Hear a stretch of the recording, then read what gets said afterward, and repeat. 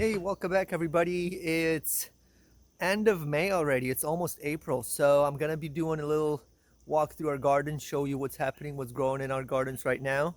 Kind of do this once a month, please, to talk about our little planters and how the things are progressing and what we're planning to do. So we kind of ran out of space onto planting, and we had some potatoes that were going bad from Trader Joe's, and they started to throw shoots out.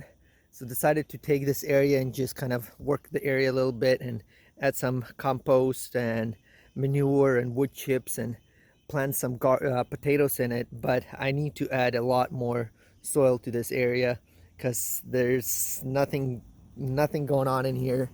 Obviously I have so little soil that, look, the potatoes are like just on top of it right now, and they are already growing. So I got a pile of manure right over there, and then behind it there's a pile of wood chips that I'll be mixing and adding all of that in to cover all these potatoes and give them a little bit of some more soil to grow in. Look at this, there's another potato peeking through.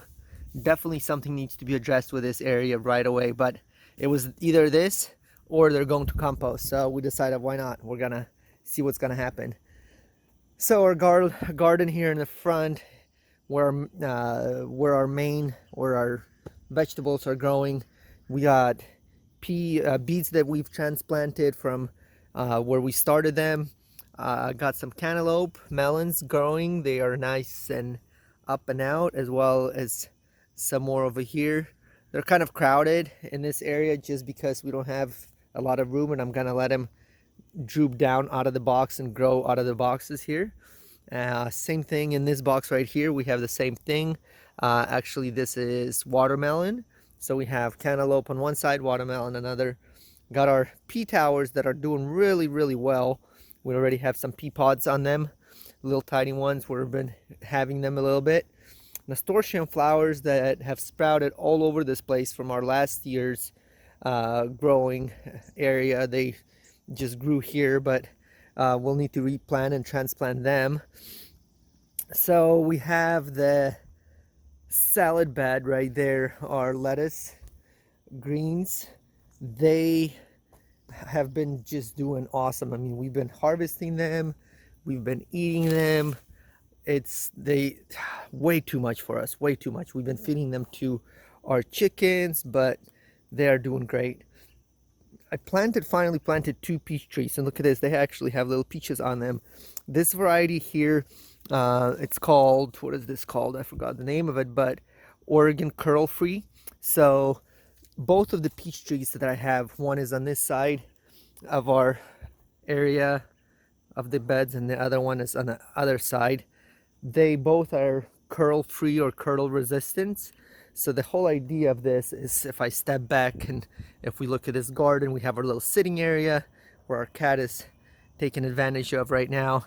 And then I have one peach tree, another peach tree, and then I want to have an apricot tree in the middle and train them as an espalier trees and have this area kind of grow in and be covered, similar to what I have going on here with our apple espaliers, which have filled in really nicely and provided this basically a wall along this pathway into the garden. So on this other side we have cabbage growing here. Sorry, yeah, cabbage, actually two different kind of cabbages, and I'll show you, just remember this cabbage here, how it looks, and I'll show you the cabbage in our other garden, how differently it looks. And way too many nasturtium flowers.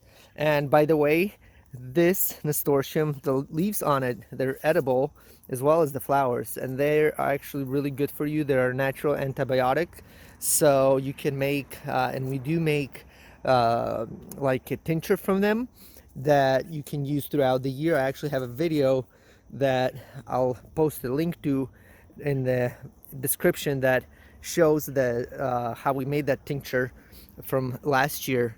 We got some onions growing, and then this is our strawberries. Strawberries are coming in. We have quite a few of red strawberries happening right now. I like the system that we did with the cover. It's been working really well. Weeds are under control, so It's looking really, really good. Look at our apples. Got little apples coming all on this espalier here, as well as that one. And then our potatoes. Potatoes are almost waist height, and they got little flowers that are starting to show. I will be spreading them, dropping them, and adding some more compost and some more manure to it, and some more wood chips to the beds. We had some rain for the last 2 days, and this specific potato plant already kind of drooped down because of that, but it will get right up after the sun comes up this morning. Our garlic is doing awesome. It's probably the best garlic I've ever grown. We just started to get scapes on here that are showing up, and this is literally my, if I flip around and show you, it's like chest height on this garlic. Some potatoes going between the garlic. That's the potatoes that got lost from last year. We can't really remove them. I don't want to damage or pull out the garlic, so I'll just leave it be, since it'll be coming out pretty soon. One of the failures of this year's, and something we've been struggling with, is onion. This is our sorry onion bed. We have some onions that I'm kind of given up on, because look at this. This onion is still small. This onion is small, but it already has flowering on it, so it's not going to be growing much bigger. And I've tried doing onions from seed, which I have over here. They have been growing really, really slowly, so I'll see how they do. Maybe they'll do a little bit better, but you can see that they're growing a little bit. And I've fed this bed. I've done everything I could have done to it, but it's just something we haven't pinpointed or got figured out how to do correctly. I just want to show you this rose here. We've transplanted this rose because it was dying at a different area, and transplanted it here next to our sauna. And just look at it flowering right now. It smells amazing. It grew amazing, and it's just growing against this wall. Loving how it's turning out. This whole area here, kind of with our garden area in the background, and the rose here is just beautiful. So our chicken area here, we've done a new fence that I haven't finished the back wall yet, but along the fence I decided, I had some sunflower that I left over from last year that I saved. I decided to just scatter the seeds, and look what happened. I got a forest of sunflowers. These sunflowers last year, this from the same plant, it was about, I want to say 12 feet tall maybe. And I got another row in between here and all through around here. And then I also planted some flowers. Didn't know if they're gonna survive or not, and they're way too thick. I'm not sure what's gonna happen here, because actually in this area we also have some zucchini plants growing, which already came out, and we have, I think, like 3 different sets here. We have one set here and another set, or 2 more sets in here. Yep, there's one right here, zucchini plant, and then there's one here. The only big problem with this is that zucchini plant will probably crawl over this border, and it will partially destroy my grass over here, which isn't really great right now, but I'll just have to let it be. That's just something that we'll have to live with for now. Now, our yellow garden. All right, so our yellow garden, we have flowers on our garden bed here. This is a carrot bed that is kind of sprouting out, slowly coming in. Got our new watering system installed, and our raspberries are looking awesome. I mean, look at these berries already. Look at this. They're almost starting to fill in, so I got to make sure that in the next couple days we're gonna have enough water on these, because look, we just got loads and loads and loads and loads of raspberries. I mean, this is a lot of raspberries, and this is just our one row. This is just the first row of raspberries. We got another row on the other side right there, and I have 4 more rows on the other side of the garden. Anyways, our Our tomatoes here are doing wonderful, but I need to build a trellis right away, because look, this is probably a foot long. Look how many shoots it has. I need to start pruning them. I need to start pruning that one as well.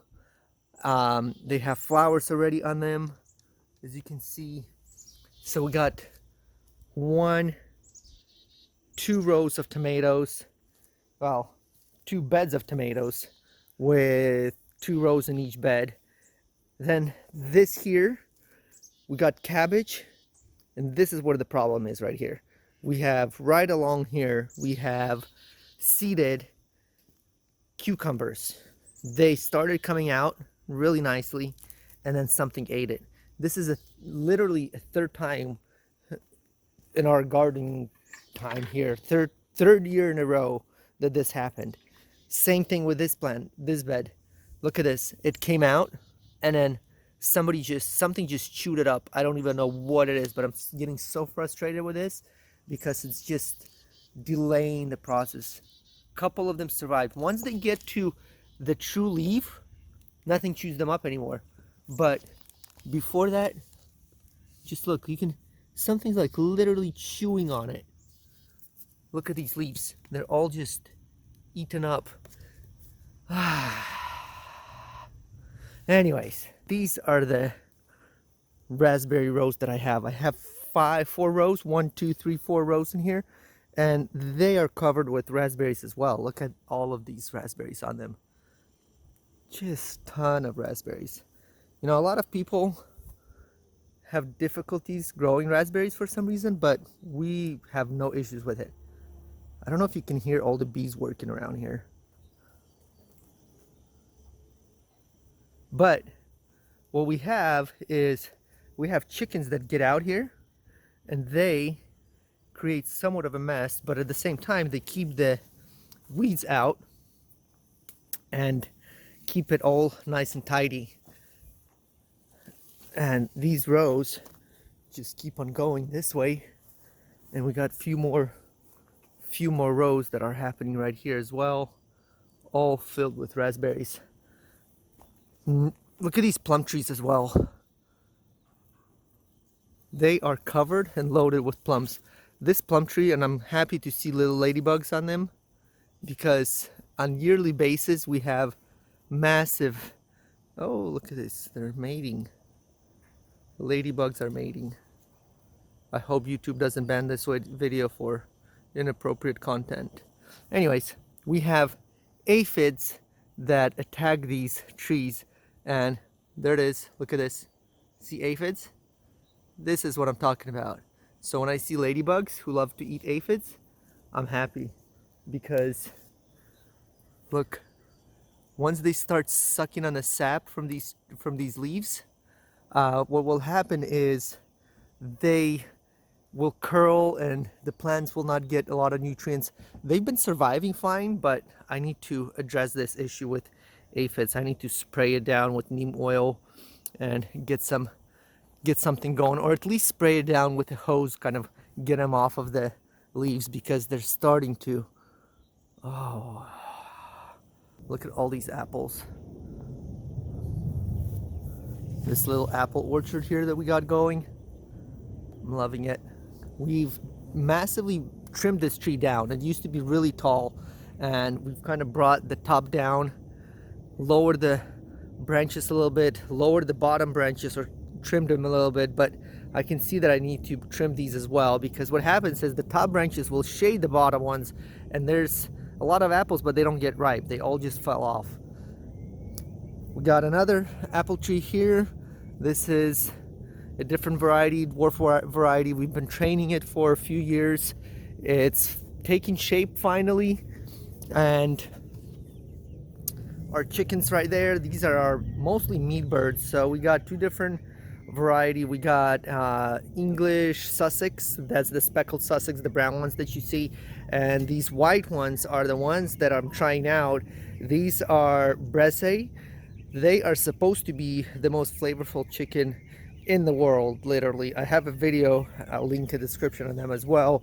But these Sussex here, look at this ones out, that's who gets out. They know how to get out, and they are super smart, which is kind of annoying. But we'll go in here and kind of show you what we got going over here. I got flowers for my girls. Not sure they enjoy them or they appreciate them enough. Everything we do for them, they still get out. So we have a couple apple trees that were really not doing well. Look, they have apples on them pretty good. So we have this apple tree that I need to still trim, but you can see all these branches that are laying here. That's from this tree here, but it was really overgrown, too much shade on it. And we have this pear tree as well over here that is really suffering. We got some branches cut down, but it needs to be still loved and taken care of so it can grow much bigger and better. We got some more flowers, roses here for the chickens. I got 1, 2, 3, 4 massive rose bushes that have been neglected. I just need to build something for them, something for them to grow over. There's a fig tree here that is, everything was overgrown for a while, so I'm bringing everything down and trying to trim everything and bring it back to kind of a normal stage. Okay, so this is kind of just a walk through what's happening here. It's almost April, it's Memorial Day weekend. We have a lot of work obviously here going on that I need to do with the garden and everything else. We have these trees that require trimming and prepping for making sure that they don't get out of hand. Kind of I'll do a summer pruning for them a little bit later, but they're producing a lot of new shoots, so that needs to be done. Our potatoes, our tomatoes, our cucumbers need to be addressed, as well as bell peppers and eggplants. So I hope you appreciate it. Follow along. We'll be posting some videos on how we're building our new trellises probably in the next month or so. The system that we're going to be installing for the for tomato trellising system, and as well as cucumbers, and we'll talk about how we're doing our bell peppers, how we're going to be topping them off, and how we're going to be hilling and feeding the potatoes for a great harvest. I know that June is around the corner, and then after that, onion, garlic, potato harvest starts. So things are going to be picking up around here. Thanks for watching. Give us a thumbs up, subscribe.